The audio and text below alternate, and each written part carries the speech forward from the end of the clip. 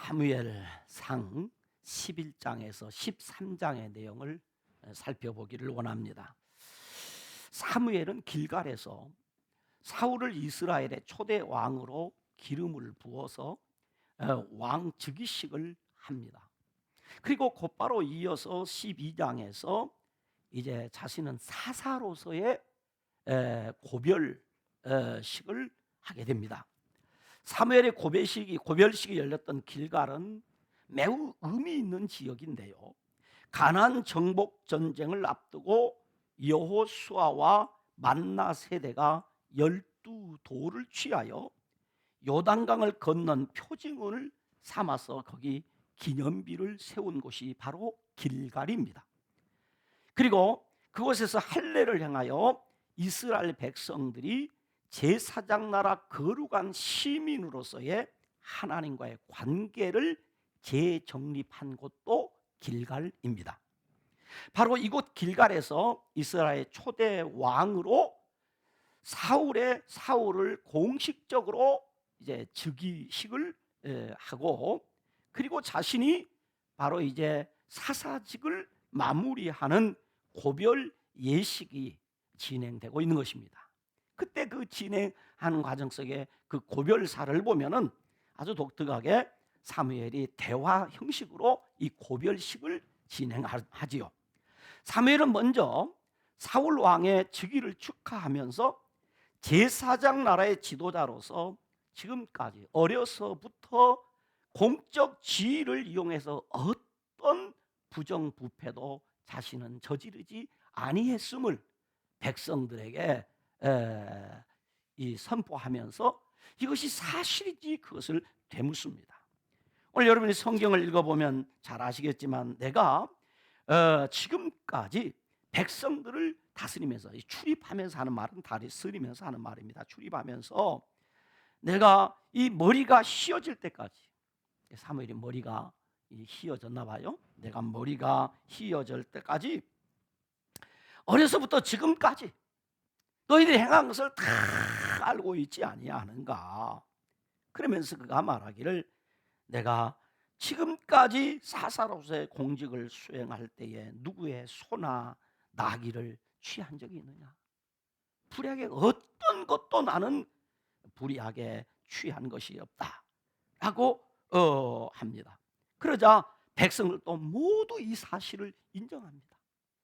조금도 부정부패가 없는 그런 지도자 생활을 했음을 그는 말한 것이지요. 그리고 사무엘은 500년 제사장 나라의 역사를 회고하면서 백성들로 하여금 하나님의 은혜를 회고하게 하여 여호와 하나님이 진정한 왕이시며 제사장 나라의 진정한 통치자 임을 밝히면서 이스라엘 백성들이 그럼에도 불구하고 왕을 요구하는 것이 얼마나 잘못된 일인가를 가르치고 있습니다. 사무엘은 하나님께서 이스라엘 백성에게 왕을 세워주셨지만은, 어쩔 수 없이 너희들이 요구해서 하나님이 허용해 주셨지만은, 이스라엘 나라는 제사장 나라의 사명과 제사장 나라의 법을 지키지 않을 때는 하나님께서 우레와 비로 심판할 것이라는 경고를 통하여 왕정 요구의 잘못을 인정할 뿐만 아니라 그들이 앞으로 어떻게 살아야 되는가를 가르치고 있습니다. 사무엘은 이스라엘 백성들이 비록 왕정 요구라는 악행을 했지만은 반드시 마음을 다하여 하나님을 섬길 것을 당부하며 격려합니다.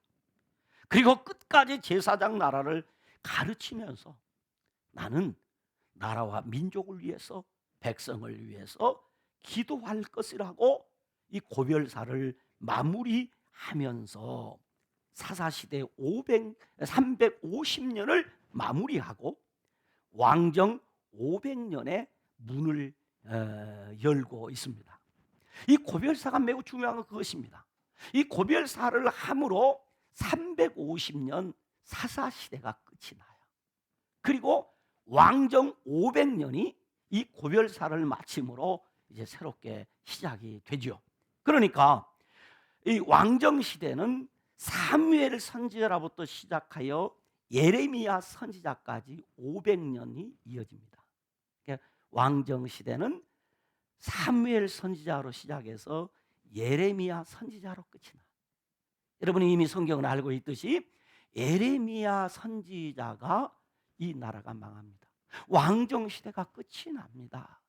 그러므로 여호와 하나님을 섬겨야 이 민족이 왕정 시대가 끝나도 하나님의 은혜를 받고 하나님의 도우심으로 나라가 다시 회복될 것을 얘기합니다. 우리는 여기서 매우 중요한 이야기를 듣는 겁니다. 저와 여러분의 인생이 어떤 시대적 변화가 온다고 할지라도 저와 여러분은 여호와 하나님을 하나님으로 섬기는 일에 최선을 다해야 한다는 것입니다. 그리고 이 왕정 시대는 사울 왕으로부터 시작해서 시드기야 왕까지의 역사 500년입니다. 그리고 이 왕정 시대의 전 역사를 보면 계속해서 반복되는 이야기가 무슨 이야기인가 하면 왕과 선지자의 관계입니다.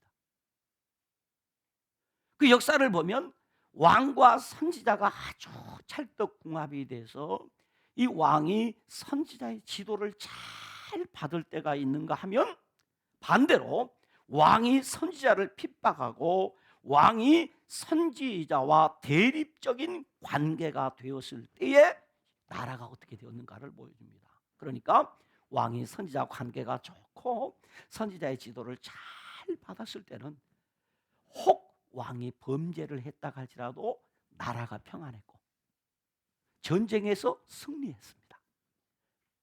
그러나 왕이 선지자를 핍박하고 선지자를 괴롭히고 선지자의 활동을 방해했을 때는 어김없이 전쟁에 나가 패전하여 백성들이 어려움을 겪게 되었다고 하는 것이 이 왕정 500년 역사의 기록이 그것을 우리에게 보여주고 있습니다.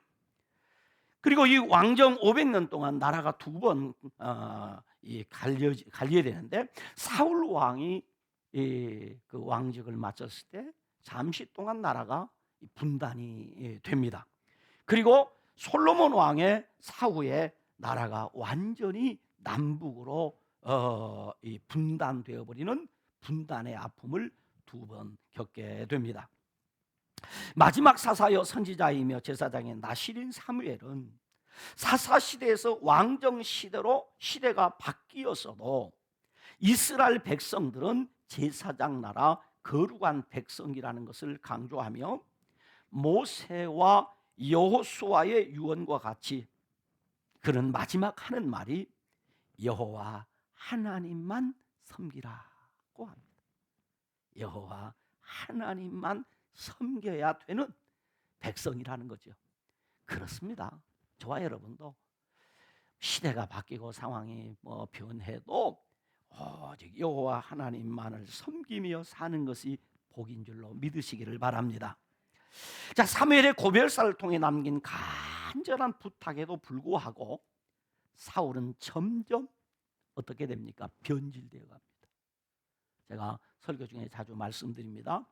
저와 여러분은 신앙이나 인품이나 모든 삶의 부분에서 변화의 은혜가 있기를 축원합니다. 변화되지 아니하면 변질됩니다. 변화되는 것과 변질되는 것은 아주 다릅니다. 우리는 변화되어야 됩니다. 날마다 새롭게 되는 은혜가 저와 여러분에게 있기를 바랍니다. 자, 이렇게 이제 완전히 사무엘은 나라를 다스리는 사사직에서 떠나고 제사장으로서 선지자로서의 사명을 감당하고 있을 그때에 사울 왕은 점점 초심을 잃어버리고 제사장 나라의 법도에서 멀어지는 정치를 하기 시작하는 것입니다. 그래서 왕이 된 지 2년 되던 해에 블레셋과 전쟁을 하게 되었습니다. 해변에 모래같이 많은 블레셋 군대를 본 이스라엘 백성들이 두려움에 떨자 초조해진 사울 왕은 제사장인 사무엘 없이 스스로 번제를 집례하는 죄를 범하게 됩니다. 사울은 하나님께 온전한 제사를 드리려고 하기보다는 단지 하나님의 도우심을 받아 전쟁에서 승리하는 것에만 관심이 있었던 것입니다. 그 이유는 왜 그렇게 전쟁에 사울이 매달리느냐? 그 이유가 있어요. 당시 고대 사회에서는 일반적으로 왕이 되려고 하면 어떤 업적이 있어야 되냐면 전쟁에서 목숨을 걸고 국가를 지켜내고 백성들을 지켜낸 전쟁 영웅이 되어야만 왕이 될 수가 있어요. 그래서 왕의 가장 높이 평가되는 치세는 전쟁 승리입니다. 현대는 좀 다르죠. 현대는 누가 무엇을 하고 해도 국가의 최고 통치권자는 뭘 잘해야 됩니까? 지금 이 시대는 경제입니다. 그러나 당시는 전쟁이었습니다. 그런데 사울은 어떻게 왕이 되었습니까? 전쟁에 한 번도 나가본 적이 없습니다. 사울은 평생 동안 40일 되니까 무슨 일이냐, 농사만 짓던 사람이 어느 날 갑자기 제비 뽑기로 왕이 되었습니다. 그래서 하나님께서는 백성들로부터 왕직을 인정받지 못하는 사울을 위해서 암몬과의 전투에서 승리를 얻게 합니다. 그래서 백성들이 사울의 왕권에 도전하지 못하도록 하나님이 그렇게 은혜를 입혀 주셨어요. 그러나 그것으로 만족하지 못했습니다. 이제 정치인으로서의 사울이 되자 백성의 더 많은 인기와 지지를 얻고 싶은 마음이 생겼습니다. 그리고 자신의 왕권을 강화하기 위해서 비상적 수단으로 블레셋 수비대를 기습하여 전쟁을 일으킨 것입니다. 왜 그랬을까요? 자기 왕 됐습니다. 사무엘이 이제 사사직에서 떠났습니다. 그럼에도 불구하고 이스라엘 백성들의 마음은 사울에게 있지 않고 누구에게 있었다? 사무엘에게 있는 겁니다. 그래서 일거에 사무엘에 가 있는 마음을 자신에게로 이끌고자 하는 그 정치적 욕망에서 그들을 가장 괴롭혔고, 사실은 블레셋의 속국이 아니었지만 속국처럼 그렇게 지금 행동하는 이스라엘 백성들로 하여금 블레셋 전투의 승리를 얻어서 완전히 전쟁 영웅이 되고 국가의 통치권자로서의 최고의 명성을 얻기 위해서 병사들을 모았습니다. 오늘 성경에 보면 3,000명의 병사를 모으죠. 그래서 2,000명은 베냐민 지파 성읍인 믹마스와 베델산에 배치를 하고 1,000명은 요나단의 근위대로 사울의 고향인 기브아에 배치하여 블레셋과의 전쟁을 준비했습니다. 그래서 마침내 요나단이 블레셋 바로 을 친 거죠. 그래서 전쟁이 일어났습니다. 그리고 더 많은 군사를 불러 모았습니다. 그러나 이스라엘 군대의 눈에 보인 블레셋의 군사력은 병거가 3만이요 마병이 6천이며 그 병사들이 바닷가의 모래알처럼 많았습니다. 숫자적으로 비교가 안 되는 것이었습니다. 이스라엘의 병사를 모았는데 고작 숫자가 3천인데 그 3천의 군사가 군사다운 군인이 한 명도 없습니다. 전부 뭘 하다 왔습니까? 농사 짓다 왔습니다. 그러니까 전쟁터에 왔는데 뭘 가지고 왔냐? 곡괭이 들고 왔습니다. 호미 들고 왔습니다. 낫을 들고 왔습니다. 아무 무기가 없어요. 고작 해야 칼을 찾는데 누가 칼을 찾냐? 사울 왕과 그 아들 요나단만 칼을 찾습니다. 그러니 군대를 더 많이 모은들 무슨 의미가 있습니까? 아무 의미가 없습니다. 그러자 당시 상황에 대하여 13장 8절에 보면 이렇게 기록을 해놨어요. 우리 성경 한번 봅시다.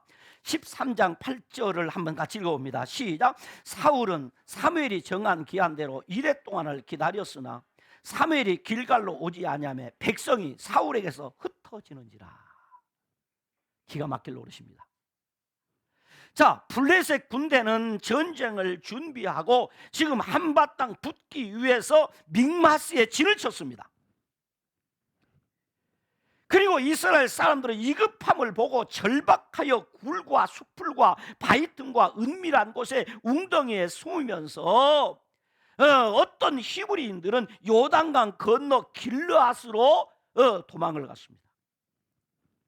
백성들은 지금 이 길갈에서 벌벌 떨고 있습니다. 그런데 문제가 있습니다.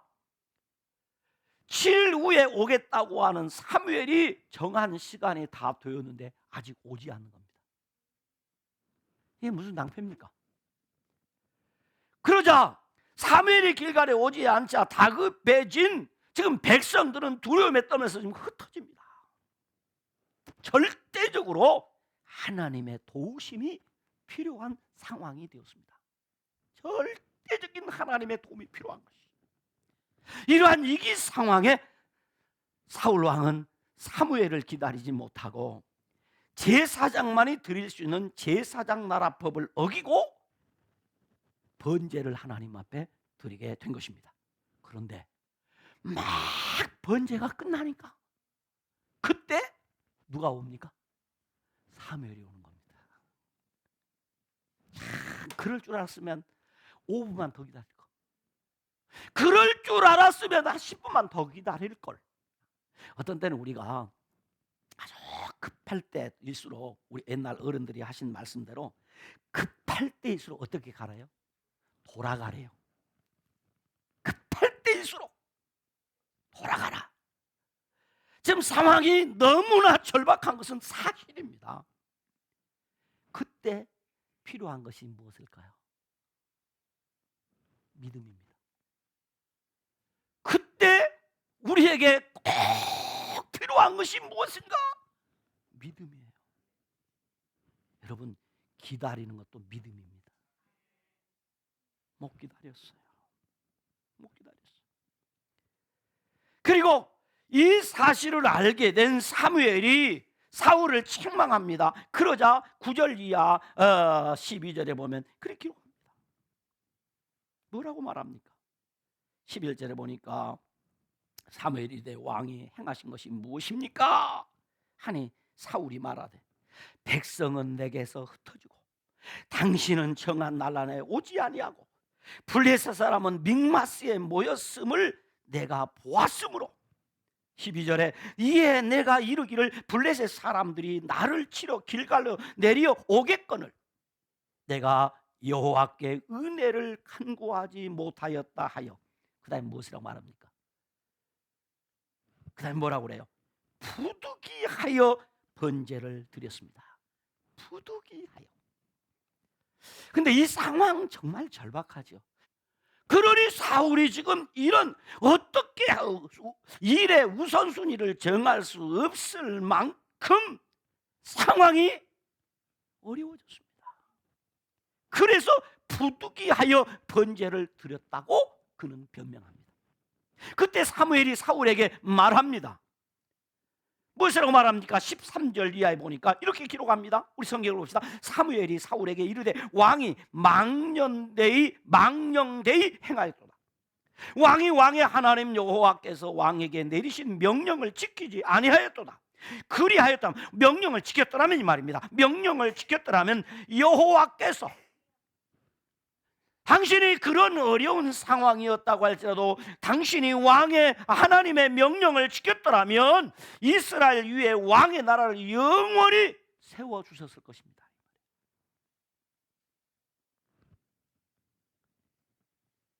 그런데 계속 말합니다.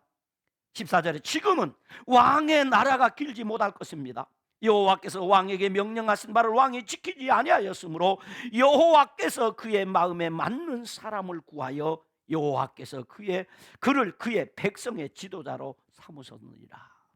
여호와께서 반복해서 사무엘이 말 여호와께서 그 어려운 상황 가운데서도 여호와께서 지금 주장하고 계시고 다스리고 계시고 그 어려운 상황에서 하나님은 당신을 지금 지켜보시면서 당신의 행동에 관심을 가지셨습니다.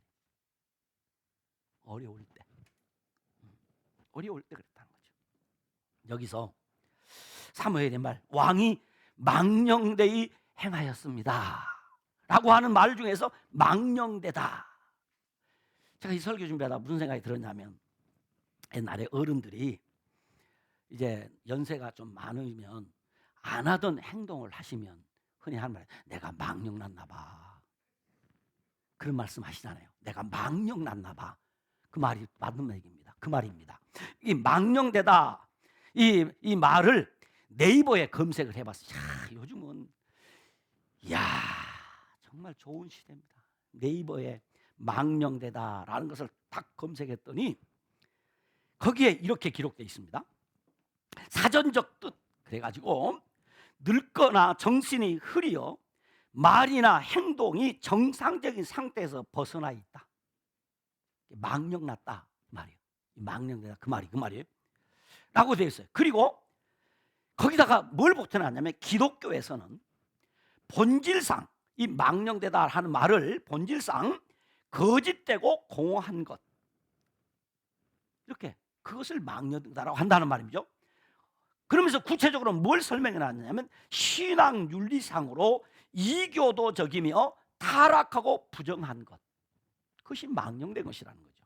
그리고 하나님과 관련해서는 신성을 모독하고 경건하지 않은 것을 뜻하는 말이다 라고 네이버에 이렇게 써져 있어요. 이야, 해석을 너무 잘 해놨어요. 왕이 망령되이 행하였습니다 라고 하는 말은, 왕은 본질적으로 거짓되고 공허한 짓을 했습니다, 그런 말입니다. 신앙 윤리적으로 왕은 이교도적이고 타락하고 부정한 짓을 했습니다, 그런 말이고, 하나님과 관련해서는 왕은 신성을 모독하고 경건하지 않은 짓을 했습니다, 그런 뜻이에요. 그리고 망령되이 행하였다라는 말의 원어적 뜻을 살펴보았더니 거기는 이렇게 또 해석해 놨습니다. 어리석고 경솔한 짓을, 망령된 일이다. 또 하나님의 말씀을 가볍게 여겨 행동한 것, 하나님을 시험 삼아 가벼이 여긴다라는 의미로 망령되이 행하였다는 말을 그렇게 쓴다. 그 뜻이 그렇단 말이죠. 이런 의미가 담긴 것으로 하나님의 뜻을 거스리고 불경스럽고 신성 모독적인 재반 언행을 가리키는 것으로서, 구체적으로 말하면 이 망령되이 행한 이 행동은 무엇과 같은가? 마치 우상 숭배와 하나님의 말씀에 불순종, 그리고 음행과 헛된 맹세, 그리고 사술과 주문과 마술, 그리고 하나님의 이름을 함부로 부르는 일, 하나님보다 사람을 의지하는 행동, 거짓 증언, 하나님 앞에서 무례하고 교만한 행동, 하나님의 은혜를 소홀히 함 등을 의미하는 말이 바로 망령되이 행한다라는 말을 사용한다는 것이죠. 이처럼 이런 망령된 행실에 대해서는 반드시 하나님의 진노를 사게 되고 영원히 결국 그도 수치를 당하게 될 것이며, 받았던 복을 빼앗기고 결국 그것이 죄가 되어 하나님의 심판을 받아 죽게 될 것이다. 그러니까 망령되이 행한 자에는 반드시 비참한 인생 말로를 맞게 될 것을 성경은 말하고 있습니다. 그런데 왕이 망령되이 행하였다라고 했어요. 그러니까 사울 왕이 그렇게 하나님 앞에 망령된 짓을 행하고 있다는 것입니다. 그러면 이 망령된 짓이 무엇인가? 사울 왕이 망령되이 행하였다, 이 행한 일이 무엇인가? 라고, 당신이 망령되이 행했습니다 라고 하니까 사울 스스로 12절에 무엇이라고 말하는가 하면, 부득이하여 번제를 드렸습니다. 그러니까 사울은 스스로 생각하기를, 내가 망령된 일을 한 것은 내가 하나님 앞에 번제를 드린 것이 곧 하나님 앞에 망령된 것이라고 생각을 했어요. 정말 그렇습니까? 여러분, 물론 사울이 하나님 앞에 번제를 드리면 안 됩니다. 그러나 그것만 가지고 지금 하나님이 사무엘을 통해서 당신이 망령되이 행했습니다 라고 말하는 것일까? 여러분, 우리가 어떤 행동 자체만을 문제 삼고 있는 것인가, 하나님께서? 그런데 오늘 사무엘이 하는 이야기를 들어보면 13절에 이렇게 말합니다. 왕의 하나님 여호와께서 왕에게 내리신 무엇을? 명령을 뭐 했다는 것입니까? 지키지 않았습니다. 오늘 단순히 당신이 범죄한 것은, 망령되 행한 것은, 번제를 드린 것, 그것보다 중요한 것은 하나님의 명령을 지키지 아니한 불순종이 문제라는 것입니다. 그러니까 번제를 드린 것도 결국 하나님의 말씀에 불순종한 것입니다, 이 말입니다. 다시 말하면 왕이 하나님의 말씀을 불신하여 불순종했다는 것입니다. 그러니까 왕이 하나님의 말씀을 불신하여 불순종한 행위가 망령된 행동이라는 것입니다. 12장 14절로 15절에 사무엘은 왕과 백성은 여호와의 목소리를 듣고 순종할 것을 당부합니다. 그리고 20절에서 무슨 얘기를 하면 여호와를 따르는 데서 돌아서지 말고 오직 너희의 마음을 다하여 여호와를 섬기라라고 말합니다. 왕 취임식에서, 그리고 이제 그가 마지막 이제 사사직을 이제 고별합니다. 이제 떠나면서 고별사에서 분명히 말하기를, 백성과 왕에게 하는 말입니다. 오직 너희의 마음을 다하여 여호와를 섬기라 그랬어요. 그리고 23절로 25절에 나는 너희를 위하여 기도하기를 쉬는 죄를 여호와 앞에 결단코 범하지 아니할 것인지. 나는 그저 강 건너 불경하고 있는 것이 아니라 너희들이, 이 백성들이 하나님의 보호를 받고 하나님의 은총 가운데 살아갈 수 있도록 위해서 결코 기도하는 일을 쉬지 아니할 것이다. 그런즉 너희는 여호와를 경외하며 마음을 다하여 진실이 섬기라고 하면서 말하기를 만일 너희가 악을 행하면 너희와 너희 왕이 다 멸하리라 그랬습니다.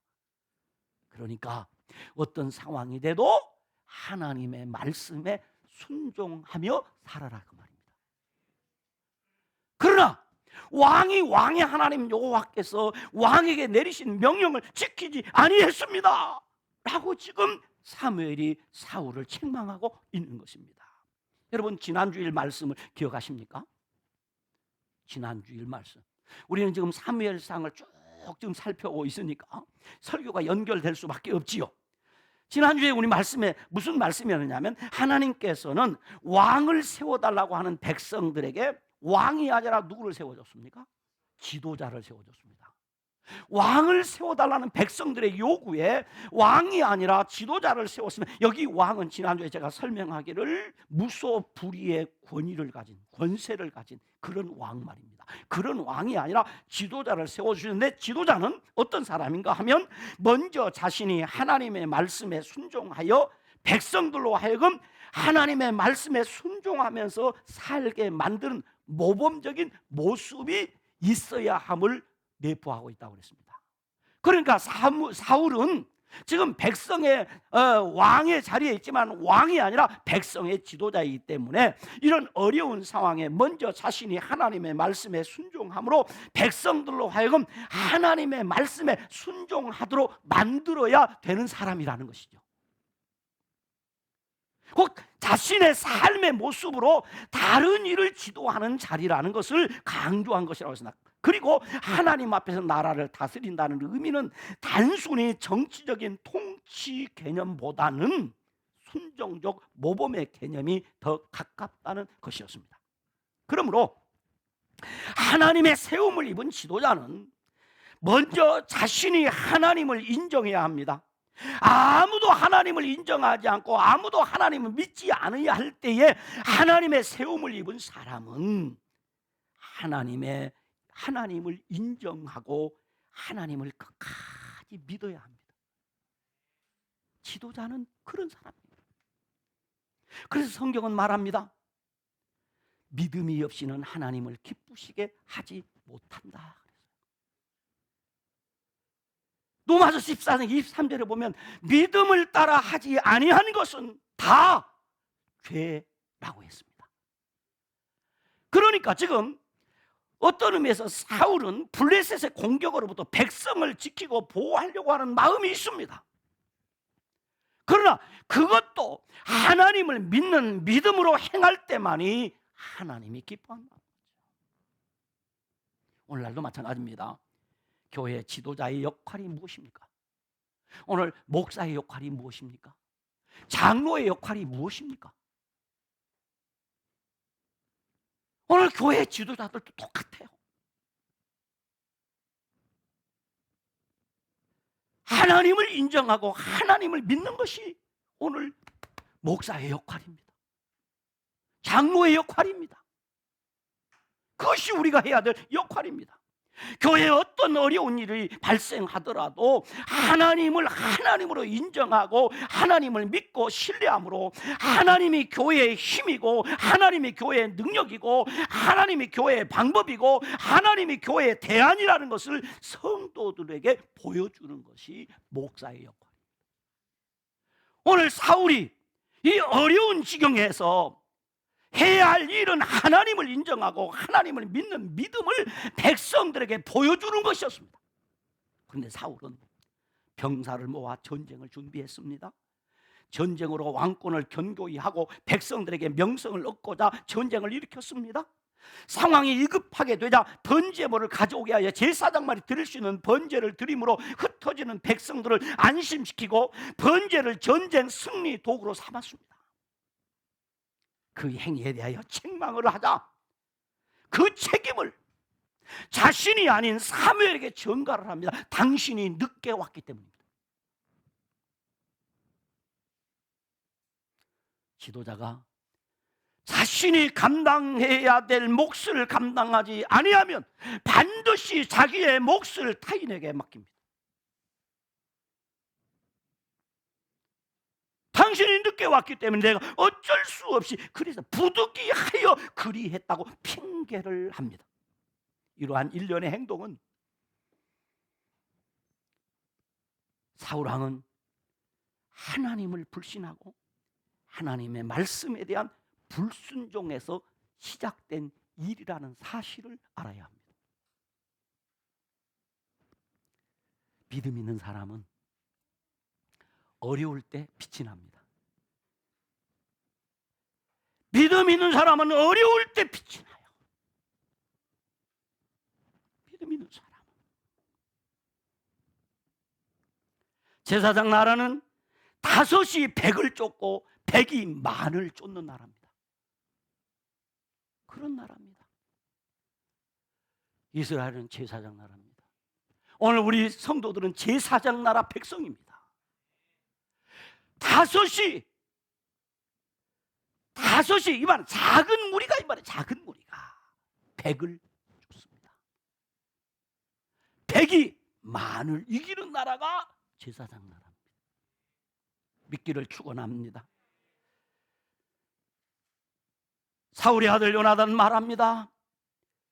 전쟁은 여호와께 속한 것으로 하나님의 구원하심이 칼과 창에 있지 않습니다. 여호와의 구원은 사람이 많고 적음에 달려있지 않습니다. 무슨 말입니까? 하나님의 손에 있다는 것입니다. 우리는 믿어야 합니다. 인간의 생사화복이 인간에게 속한 것 같지만 인간에게 속한 것이 아니라 하나님의 주권 영역 안에 있습니다. 하나님이 잘 되게 해야 잘 됩니다. 하나님이 높여주셔야 높아집니다. 하나님이 잘 살게 해주셔야 우리가 잘 삽니다. 하나님이 건강을 주셔야 건강하게 살 수 있습니다. 하나님이 복을 주셔야 우리가 복된 삶을 살 수 있습니다. 이것을 우리는 알아야 됩니다.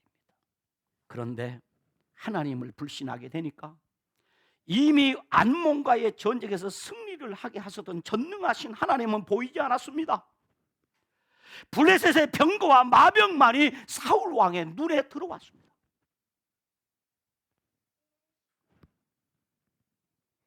어려운 상황만 보입니다. 병사들을 모으면 다 되는 줄 알았는데 상황이 어려워지니 전혀 병사들이 도움이 되지 않았습니다. 기억하십시오. 성도는 어려울수록 믿음의 기본으로 돌아가야 합니다.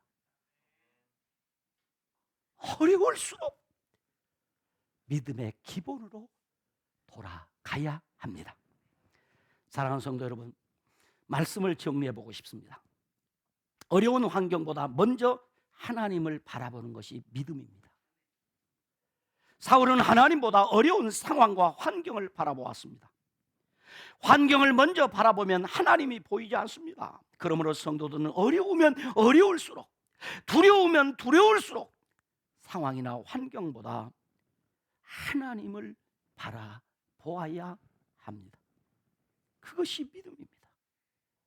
사울이 바라봤던 것은 하나님이 아니라 바로 그 어려운 상황이었습니다.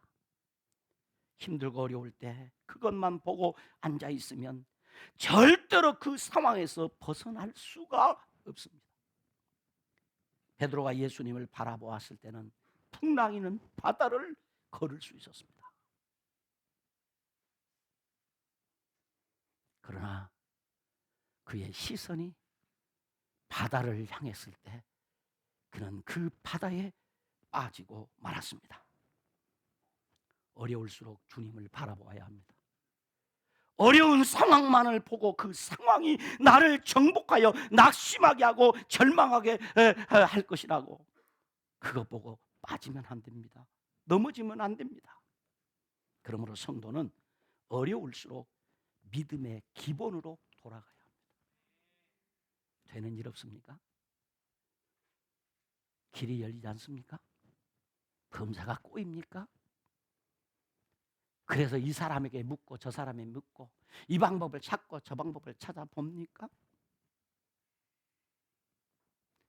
다 좋은 것 같고 다 좋은 방법 같고 좋은 길 같지만 아니올시다. 그때는 그 어려울 때는 모든 것이 막힐 때는 참된 성도는 믿음의 기본으로 돌아와 앉으면 됩니다. 그러면 하나님이 깨닫게 해주십니다. 하나님이 길을 열어주십니다. 하나님이 지혜를 주십니다. 하나님이 방법을 주십니다. 결정적으로 하나님의 도우심을 받게 됩니다. 어려운 상황이 올수록 성도는 사람이나 환경을 보지 말고 하나님을 바라보며 수단과 방법을 간구하기보다는 믿음의 기본으로 돌아가는 것이 곧 믿음이요 말씀에 대한 순종입니다. 우리도 어려운 상황에서 실수할 수 있습니다. 어려운 상황에 넘어질 수 있습니다. 인생을 살다 보면 위기를 만날 수 있습니다. 내 생각대로 안 될 수 있습니다. 길이 막힐 수가 있습니다. 그러나 꼭 기억해야 할 것이 있습니다. 그것은 어려운 상황일수록 더욱 믿음의 기본으로 돌아가야 한다는 것입니다.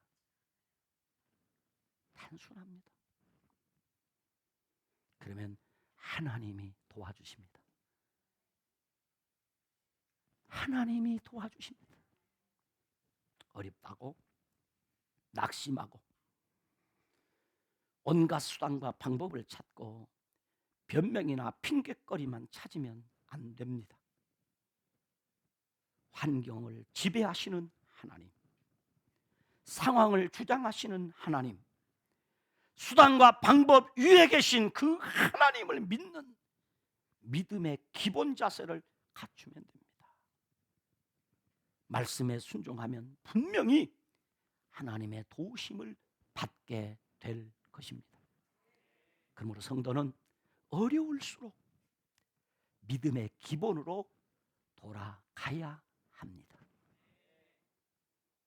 기도합니다. 하나님 고맙습니다. 부끄럽습니다. 죄송합니다. 하나님 도와주시옵소서. 상황이 어렵고 환경이 어렵고 모든 것이 막히고 꼬이고 다쳤다고 할지라도 그때 오늘 믿음 있는 성도, 그때 제사장 나라 거룩한 시민은 겸손하게 믿음의 기본으로 돌아가는 것이라고 했사오니 우리들이 그리할 수 있도록 은혜를 입히워 주시옵소서.